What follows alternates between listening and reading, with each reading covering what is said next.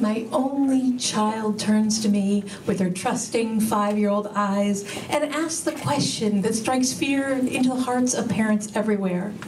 Mom, where did babies come from? Already? Oh, shit. And this is harder for me because I'm a single mom. I have to get this shit right. I'm her only resource. And my parents, they never talked to me about any of this stuff. And so I was that kid that all the other kids at school made fun of for not ever getting any of the dirty jokes. That was not going to happen to my daughter. Not on my watch. But how do you have a conversation with a literal child about the birds and the bees without it being awkward? Hold up. I don't have to talk to her about anything. I can show her.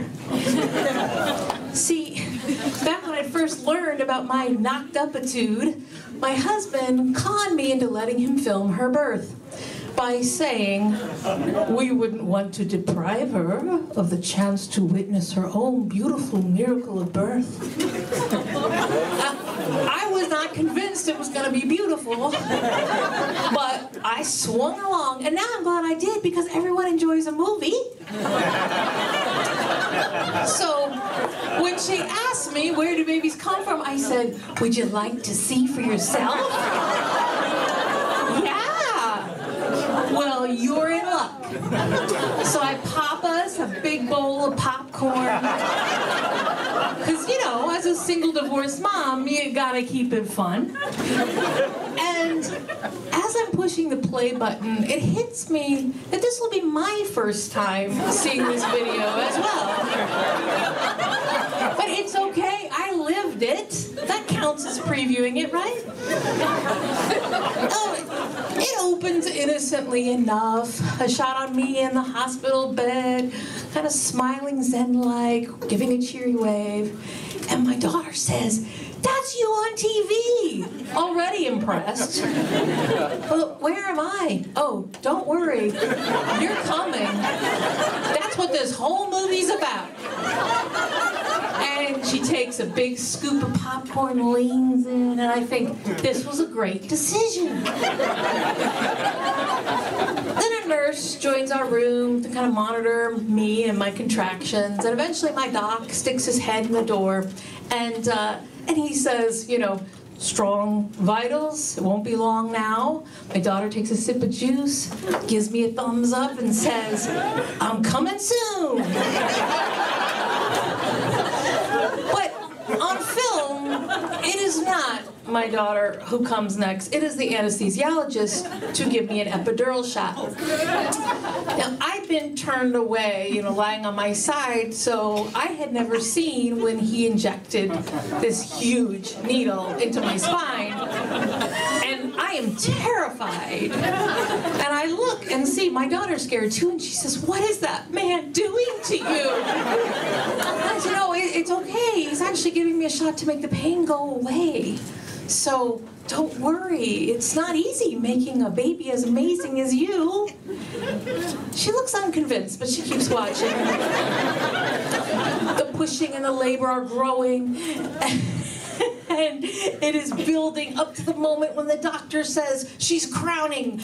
And the camera zooms in for its first crotch shot.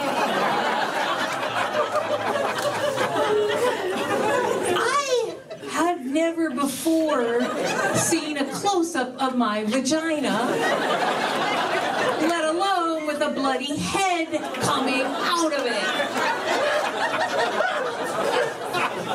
I jerk back in alarm instinctively, and that's when I see my daughter's eyes are wide, and color is drained from her face. I think, maybe this was a mistake. I should just stop the video now. No, be cool. If she just gets to the happy ending, she'll be fine. Back on screen, I have become laser focused. I am working to push this whole human being out of my ring of fire. And the doc is saying things like, okay, just one more big push now. Okay, another big push. One more, that's it. And just when I'm about to scream at him that he sucks at counting, I hear him say, the head and shoulders are cleared. Would you like to pull her out? I totally suppressed this memory, but watching it now, I remember thinking at the time he must be talking to a nurse, like a new nurse or something. And then I look up and realize the doc is staring at me. Excuse me?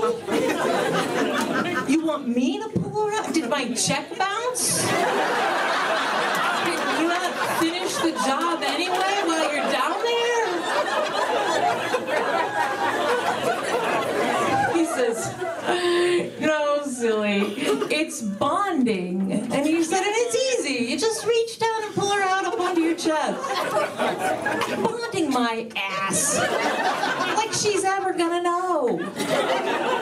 But then I remember the camera. And I woman up. And I sit up and I reach down and I pull her bloody, goopy body onto my own. Yeah. That's right. I did what I had to do. And witnessing this magical moment, her beautiful birth miracle, my 5-year-old loses her shit. She jumps up, spilling popcorn, shouts, "You bled on my head! That's disgusting! I'm never having a baby!" And she runs out of the room. Now, never being one to miss out on a teachable moment, I call out after her, and that means never having sex, because having sex even once can make a baby. Thus completing the full circle of trauma. It was almost a full year before my daughter could look me in the eyes again. Which is a long time when it's just the two of you. My daughter is now 25, and she has a daughter of her own. And I have no idea how she's going to have the birds and the bees talk with her. I just know how she's not going to handle it.